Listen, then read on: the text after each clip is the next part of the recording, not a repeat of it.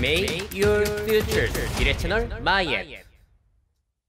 네, 매달 마지막 주 토요일에는 한 달간 있었던 주요 미래 소식들 정리해서 보여드리고 있죠. 2023년 1월 미래 뉴스 시작하도록 하겠습니다.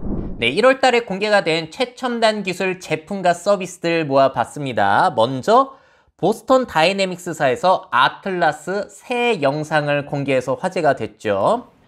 자, 인부가 위에서 일을 하다가 도구를 두고 온 거예요. 그래서 아틀라스에게 도움을 요청합니다.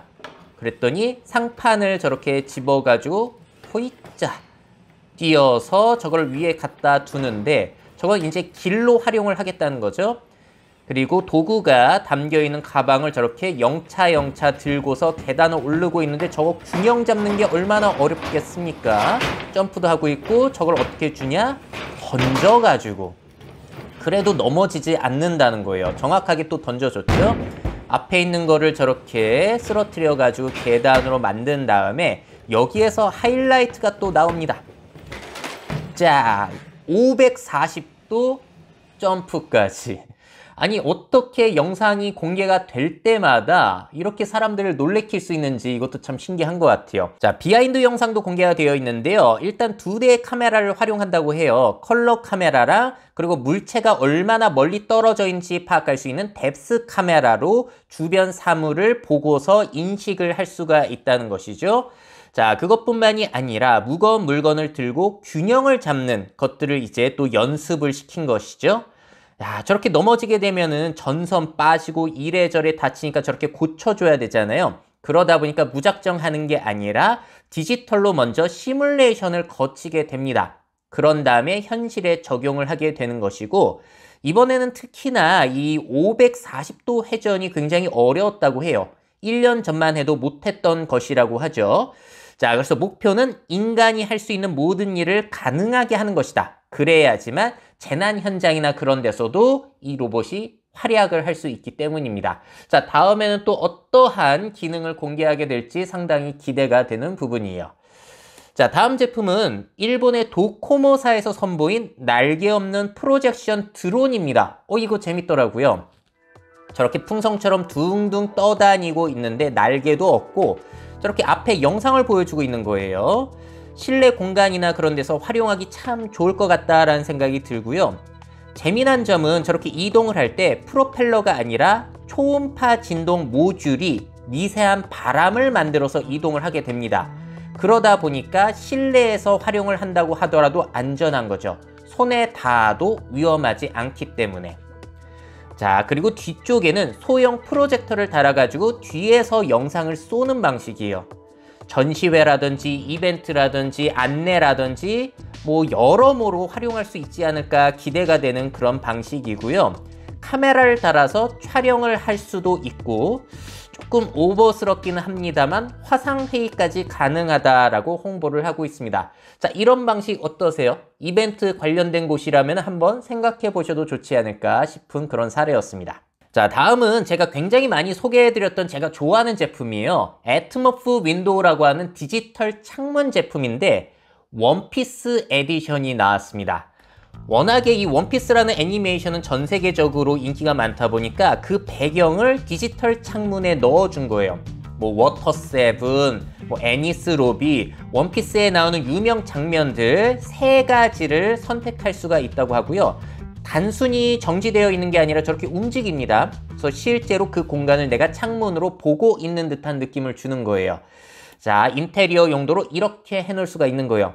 3대를 붙여두게 되면은 가장 멋진 모습을 볼 수 있지만 3대 저거 다 사야 되니까 한 대만 하게 되면은 이런 것까지도 가능하다고 합니다. 어떠세요? 원피스 마니아 분들이시라면은 혹할 만한 그런 제품이죠. 창문은 이제 별도고요. 이 원피스 에디션 패스만 또 따로 구매를 하셔야 되는데 그게 우리 돈으로 39,000원 정도라고 합니다. 자, 참고로 원피스뿐만이 아니라 이전부터 디즈니 에디션, 스타워즈 에디션도 내놨거든요. 참 이런 시도 괜찮은 것 같다라는 생각이 드시는데 여러분들은 어떠신가요? 자, 다음으로는 구글과 딥마인드가 의료용 초거대 AI 서비스 매드팜에 관한 논문을 발표를 했습니다. 의료 전문가나 환자의 의학적 질문에 응답할 수 있도록 설계가 된 것이라고 해요. 자, 그래서 시연 영상을 보시게 되면은 신생아 황달이 사라지는데 얼마나 걸립니까? 라고 물어봤을 때 매드팜이 저렇게 의학적 지식 상담을 해줄 수가 있다는 겁니다. 자, 이거를 누가 공개했냐면은 구글 브레인 연구원 트위터를 보시게 되면 나와 있는데요. 이분이 적은 글을 보시게 되면은 미국 의사시험 의학질문 테스트를 해봤다는 거예요. 근데 이전 작업물인 플랜팜이라는 것에서는 정확도가 67.6%였는데 매드팜에서는 그거를 17%가량 정확도를 더 높였다고 합니다. 자, 그래서 미국 의사시험 의학질문 테스트 정답률이 해가 갈수록 좋아지고 있다라는 자료를 공개하기도 했습니다. 자, 하지만 아쉽게도 아직까지는 사람에 비해서는 정확도가 너무 떨어진다는 거예요. 잘못된 정보 검색, 잘못된 추론 증거, 잘못된 응답. 임상의 사람은 이제 3%, 2%, 1%대인 반면에 이제 매드팜의 경우에는 10%대이기 때문에 아직까지는 사람이 훨씬 훌륭한 수준이지만 이 정확도가 점점 좋아지고 있다는 점. 과연 초거대 AI의 의학 상담은 얼마나 우리 일상에 활용이 될까 기대가 되는 부분이기도 합니다. 네, 생성 AI 악용에 대한 우려 기사들 모아봤습니다. 아무래도 2023년 최대 화제의 기술은 초거대 AI를 활용해서 뭐 코딩을 한다든지 이미지를 생성한다든지 글을 만든다든지 이런 것들이 될 것 같은데요.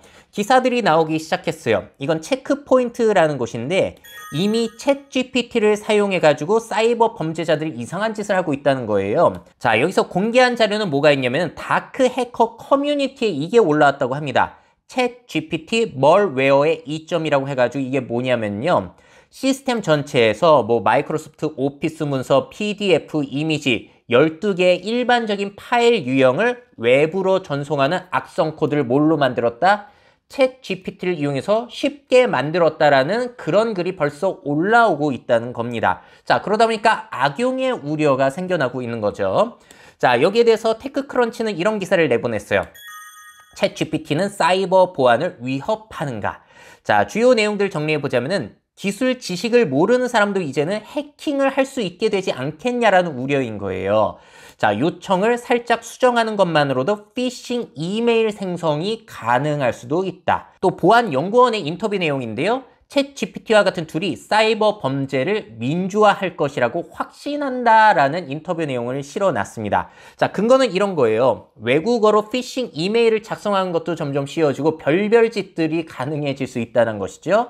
자, 그런데 반대 의견도 있습니다. 오히려 챗GPT가 사이버 공격을 분석하고 보안을 강화할 제안을 할 수도 있지 않겠냐.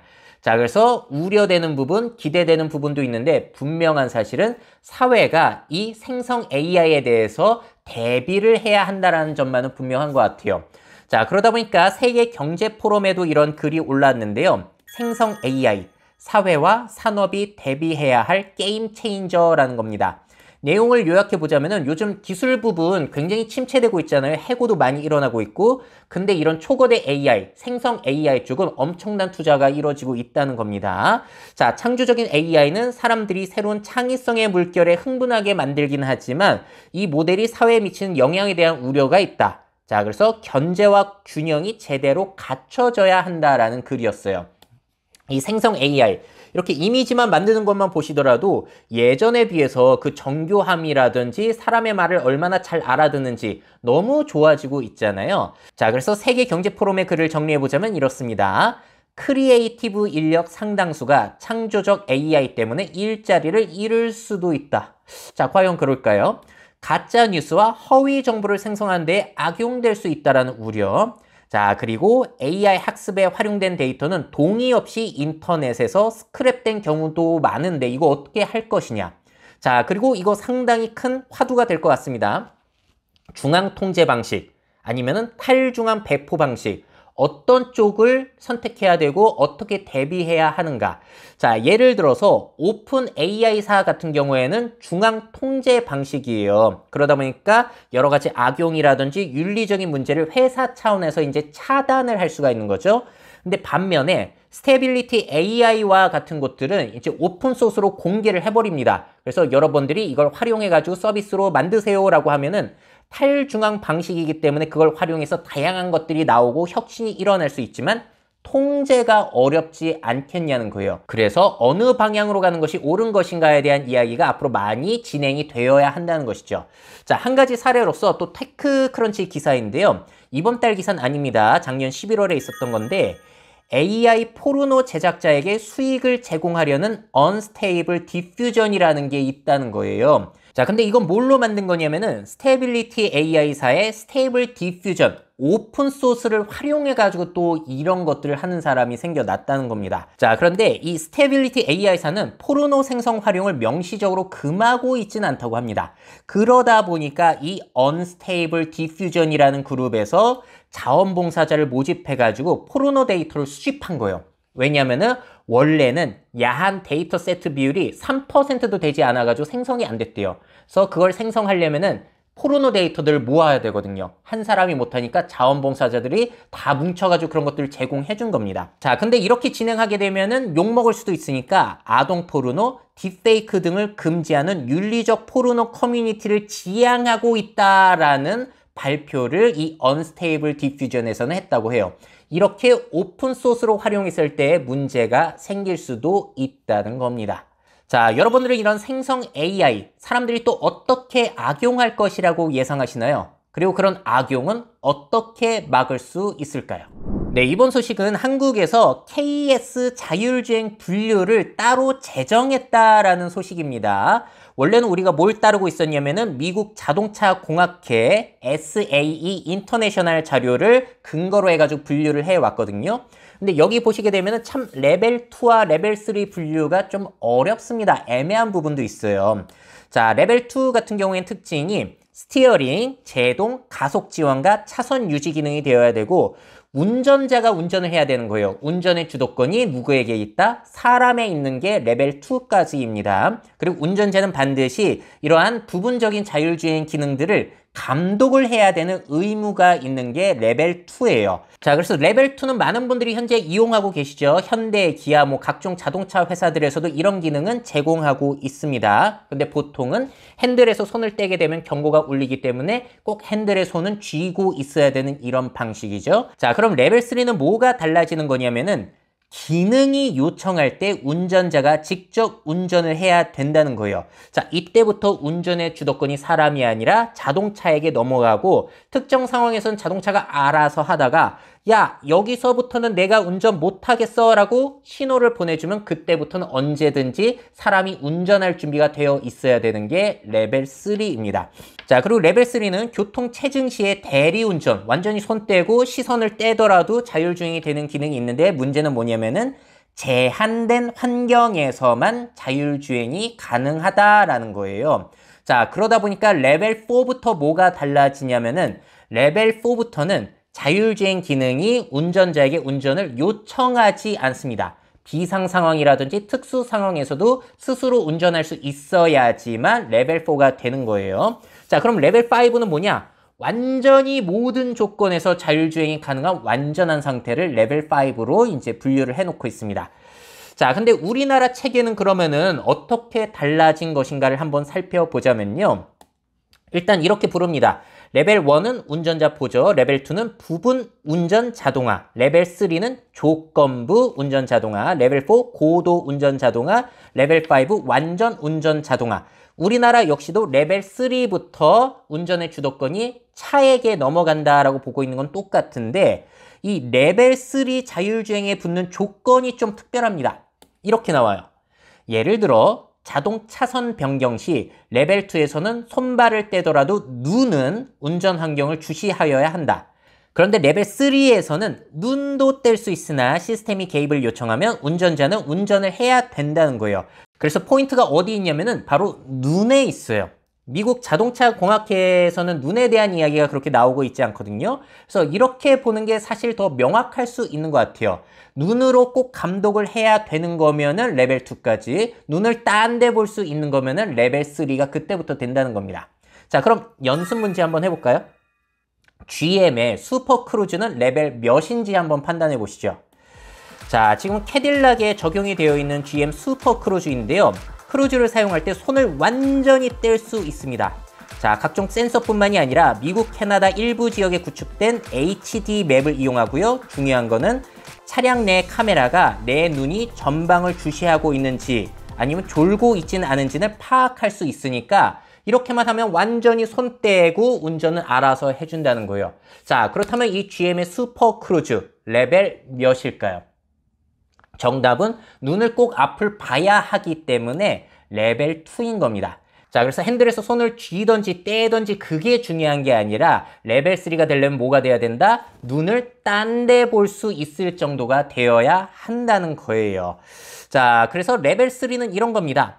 혼다라든지 벤츠처럼 이렇게 차량 내에서 특정 상황에서는 영상까지 볼 수 있는 정도가 되어야 한다는 거예요. 물론 자는 건 안 됩니다. 근데 이것도 조건부라는 단서가 붙죠.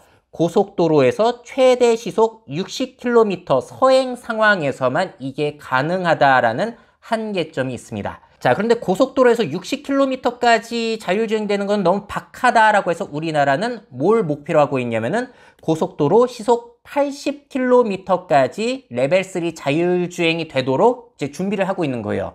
현대자동차 제네시스 G90, 기아자동차의 EV9 올해 출시가 되는데 레벨 3가 탑재될 예정이라고 합니다. 중요한 건 이 자동차들 전방 주시 없이 고속도로 시속 80km까지 눈을 딴짓을 할 수가 있다는 거예요. 운전이 상당히 그래도 편리해지겠죠. 자, 그리고 우리나라 기준에서 레벨 4는 비상시 대처 등을 운전자 개입 없이 시스템이 스스로 해결할 수 있으면 된다. 레벨 5는 모든 도로 조건과 환경에서 시스템이 항상 주행을 담당해야 된다. 이렇게 분류를 해 놓고 있습니다. 자, 그리고 우리나라 기준에서 특이한 건 이겁니다. 자율주행 기능으로 오해를 부를 수 있는 오토노머스, 무인 등의 용어는 되도록 사용하지 말라고 권고를 내리고 있다는 겁니다. 자, 우리나라 기준이 발표가 되긴 했지만 저는 여전히 자율주행을 제일 잘 표현해주는 장표는 이게 아닐까 싶어요. 레벨 2부터는 손을 떼도 되고 레벨 3는 눈을 떼도 되고 레벨 4는 신경을 꺼도 되고 레벨 5부터는 운전자가 아니라 탑승객 모드로 바뀐다는 점, 이게 제일 저는 깔끔하지 않을까라는 생각이 들기도 합니다. 자, 어떻게 보셨나요? 우리나라의 자율주행 분류체계, 여러분들은 동의가 되시나요? 네, 행정안전부에서 2022년 주민등록 인구 통계를 발표했습니다. 함께 보시면서 우리나라 인구의 미래 살펴보도록 하시죠. 먼저 퀴즈예요. 주민등록 인구는 몇 년째 지금 감소하고 있을까요? 정답은 3년째 감소 중에 있습니다. 2만 명, 19만 명, 20만 명 줄어들고 있고요. 자, 그리고 2022년 출생자와 사망자 수는 몇 명이었는지 아시나요? 출생자 수 쭉쭉 떨어져가지고 25만 명, 사망자는 쭉쭉 늘어나서 37만 명, 그래서 사망자가 12만 명이 더 많습니다. 자, 이런 상황에서 1인 세대 비율이 계속 늘어가고 있는데 2022년 기준으로는 무려 41%가량이라고 합니다. 자, 세대수로 따지게 되면은 972만 세대라서 곧 1000만 시대를 앞에 두고 있는 상황이에요. 자, 그런데 여기서 세대와 가구가 헷갈리시죠? 자, 세대는 뭐냐면요, 혈연, 혼인, 입양 등으로 한 집안, 그러니까 가족을 이룬 집단이 세대고요. 가구는 혈연관계 가족이랑 상관없이 주거와 생계를 같이 하는 단위예요. 그래서 누군가 친구와 동거를 한다? 그러면은 1인 세대가 되지를 못합니다. 자, 그런 차이가 있는 거고요. 자, 다음은 인구가 늘어난 지역과 감소하는 지역도 한번 살펴보도록 하시죠. 대부분의 지역 감소하고 있는데 늘어나고 있는 곳도 있어요. 인천, 세종, 경기, 충남, 제주입니다. 자, 근데 웃기는 게 세종만 자연적인 요인, 한마디로 아이들이 많이 태어나서 늘은 측면이 있는데 나머지 지역은 아이들이 많이 태어나서가 아니라 그냥 이사를 해 와가지고 인구가 증가하는 게 세종 제외하고는 다였다라고 보시면 되겠습니다. 자, 그래서 다른 그래프로 보시게 되면 서울에서 인구 감소가 제일 컸고요. 그 인구가 어디로 갔냐면은 집값이 조금 저렴한 인천, 경기 이런 쪽으로 이동을 했다고 합니다. 자, 다음 퀴즈. 2022년 기준으로 가장 인구 비율이 높은 연령대는 누구였을까요? 40대? 60대? 정답은 2022년에도 제일 많은 것은 50대고요. 그 다음이 40대, 3위는 60대입니다. 그러니까 우리나라는 40에서 60대 분들의 영향력이 매우 큰 나라다라고 보시면 되겠고, 이 영향력이 꽤나 지속이 되는 나라다라고 보시는 게 굉장히 미래 예측할 때 중요할 것 같아요. 이런 상황에서 보시게 되면 이쪽 분홍색 30대는 원래는 비율이 굉장히 높았는데 60대에게 지금 역전을 당한 상황이고요. 20대 이하의 비율은 계속 줄어들고 있고 앞으로도 줄어들게 되겠죠. 자, 또 다른 퀴즈. 그렇다면 작년 65세 이상 인구수의 비율은 몇 퍼센트가 됐을까요? 평균적으로 봤을 때는 18%였다고 합니다. 이게 20%를 넘어가면은 초고령 사회로 분류가 되는데 아직까지 우리는 고령 사회인 거예요. 자, 그런데 여기서 굉장히 재미난 자료가 있는 게 여성 65세 이상 인구는 이미 20.1%, 여성으로만 보자면은 초고령 사회에 진입을 했다는 겁니다. 자, 지역별로 봤을 때 이미 초고령 사회가 진행이 된 지역은 어디가 있냐면은 부산, 강원, 충남, 전북, 전남, 경북은 벌써 20%를 넘어갔어요. 근데 제2의 수도인 부산이 초고령 도시라는 게 참 그렇습니다. 자, 그리고 또 재미난 퀴즈. 한국에 남자가 많을까요? 여자가 많을까요? 남아 선호 사상 때문에 남자가 더 많을 것 같은데 이미 2015년부터 여성 인구가 남성을 추월했고요. 그리고 작년에는 남녀 인구수 차이가 최대로 벌어졌어요. 16만 5천 명가량이 여성이 더 많다고 합니다. 그럼에도 불구하고 여자 인구도 2년 연속 감소를 하고 있는 상황입니다. 자, 이렇게 된 이유는 아무래도 여성의 수명이 길기 때문이죠. 원래 60세 아래까지는 남성 인구가 많은데 60세가 넘어가게 되면서 여성 인구가 늘어나게 되며 이런 결과가 나오게 됩니다. 그래서 고령화가 진행이 될수록 할머니 세상으로 바뀌어갈 가능성 무시할 수가 없다. 자, 어떻게 보셨나요? 대한민국 인구 변화로 인해서 앞으로 미래 사회 어떤 변화가 예상이 되시나요?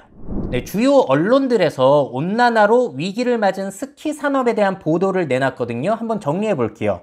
자, 먼저 연합뉴스입니다. 눈이 모두 녹아내렸다. 따뜻한 날씨에 문 닫는 프랑스 스키장이라는 건데 몇몇 내용 보자면은 올겨울에 프랑스가 이례적인 따뜻한 날씨로 인해서 스키장들이 문을 닫거나 운영을 축소하고 있다는 거예요. 자, 이번 겨울방학 기간 스키 슬로프 절반만이 운영이 되고 있고요. 자, 그리고 놀라운 점은 하루 평균 고객이 10,000명가량에서 5,000명가량으로 절반으로 뚝 떨어졌다는 겁니다. 자, 그러면서 기후학과 교수가 이런 얘기를 했다고 해요. 이번 세기 말 알프스 산맥에서 스키를 타는 것이 불가능할 수도 있다라는 얘기를 했다고 합니다. 자, 그래서 이미 일부 저산대 스키장은 스키 슬로프를 산악자전거 트레일러로 전환을 모색하고 있다는 거예요. 자, 이번엔 SBS 뉴스입니다. 다보스 스키장이 풀밭 7조 원 산업도 녹는다. 자, 스위스 다보스 지역에 눈이 줄고 오히려 녹고 있는 상황이라는 거예요. 스위스 기상청에서 주변 빙하 부피가 6% 감소하고 있다는 발표를 했다고 하고요. 그런데 문제는 스위스 스키 관련 산업 규모가 무려 7조 원가량이나 되는데 슬로프 운영이라든지 관련 동계 스포츠 행사가 어려워지다 보니까 지역 상권에도 국가 경제에도 타격을 줄 수가 있다는 겁니다. 자, 또 KBS 뉴스예요. 오스트리아. 올겨울 스키어들의 인명피해가 급증을 하고 있는데 이것도 온난화와 관련이 있다고 하네요. 올겨울에 스키장에서 무려 13명이 사망을 하고 부상자가 500명 이상 발생했다고 합니다. 왜 이런 일이 늘어났는지를 보자면은 온난화로 쌓인 눈이 얼다 녹다를 반복해서 미끄러졌기 때문이라는 거예요. 쌓인 눈의 양도 부족해서 넘어졌을 때는 부상의 위험도 상승을 하게 된다는 것이죠. 자, 1990년대 이후 눈 내리는 날이 줄고 해발 1300m의 고지 눈도 녹아내리고 있다고 합니다. 자, 그러면서 스키어의 인터뷰 내용이 나오는데 이거 흥미로웠어요. 아이들이 스키를 배우는 게 좋을 것 같아요. 언제까지 탈 수 있을지도 모르잖아요 라고 한심히 인터뷰를 한 내용이 인상 깊었습니다. 자, 그러면 우리나라 상황은 어떤가? MBC가 1월 달에 보도한 내용인데요. 기후변화로 우리나라 스키장도 문을 닫고 있다는 거예요. 경남에 있는 에덴밸리 같은 경우에는 2007년 겨울 온도가 마이너스 12도, 13도 했는데 최근에는 영하 5도 이하가 드물다고 합니다. 영하 3도 이하로 떨어지지 않으면 인공눈을 만들기도 어렵다고 하네요. 자, 그리고 평창에 있는 휘니스 파크 개장이 2010년에 10월 28일이었다고 해요. 그런데 2022년에는 12월 2일로 늦춰지고 있다는 거죠. 운영 기간이 짧아지는 거예요. 올해도 이제 초반에는 따뜻해가지고 자꾸 이제 개장 시기를 미루는 인스타그램 저도 많이 봤거든요. 자, 그래서 우리나라도 2090년대에는 한국에서 스키장 운영이 어려울 수도 있다. 자, 그런데 우리나라 스키장 같은 경우에는 온난화의 영향뿐만이 아니라 고령화 때문에도 어려워질 수 있다라는 기사가 한국일보에서 나오기도 했어요. 자, 이게 무슨 얘기냐면은 이용객의 약 20%를 누가 차지했었냐면은 초중고교, 대학의 단체 고객들이었는데 저출산으로 아이들, 학생들이 줄다 보니까 손님들이 뚝뚝 떨어지고 있다는 겁니다. 그러다 보니까 주변 상인들에게도 큰 피해가 오고 있다는 건데 우리나라의 스키 산업은 이래저래 앞날이 그렇게 밝지는 않은 것 같아요. 자, 온난화가 겨울 레저 스포츠 산업에 또 어떤 영향을 미치게 될까요? 스키장이 많은 강원도 지역은 일단 수익 다변화를 많이 고민하고 계실 것 같고요. 스키보드는 줄고 수상스키 그리고 서핑은 늘어날 수 있지 않을까라는 생각이 들기도 합니다. 앞으로 따뜻해지는 겨울에는 뭐하고 놀면 좋을까요?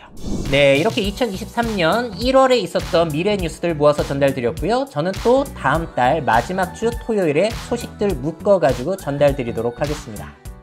미래 사회 변화를 업데이트하고 싶으신 기업 및 기관, 그 밖에 미래 트렌드 교육이 필요하신 분들은 myf21 네이버닷컴 이메일로 연락주세요.